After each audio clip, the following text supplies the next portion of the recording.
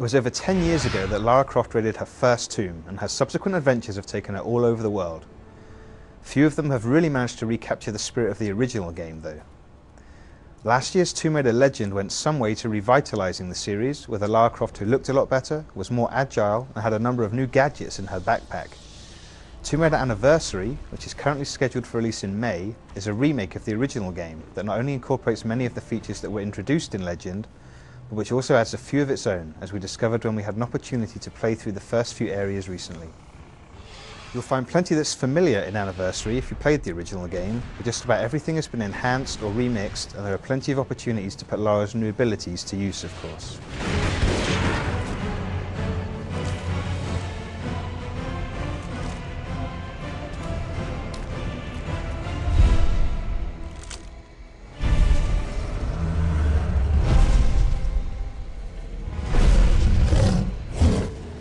In Tomb Raider Anniversary, Lara can use her grappling hook to swing across gaps and to run along walls for a short time. She can scramble up walls from ledge to ledge, provided her feet have some purchase.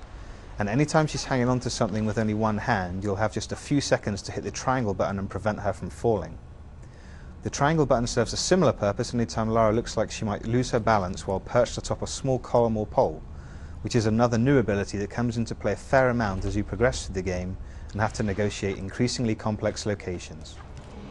Lara also has a couple of new tricks when in combat, which include tapping the X button to recover more quickly after being knocked down by an enemy, waggling the analog stick to escape from the clutches of an enemy that has grabbed you, and performing an adrenaline dodge when an enraged enemy decides to charge.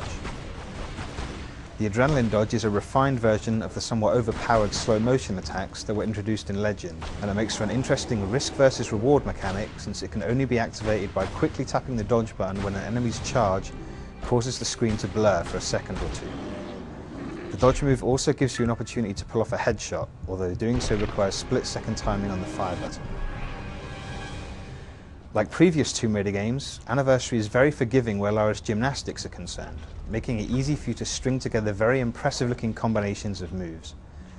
The game's traps, on the other hand, are quick to punish even the smallest of errors.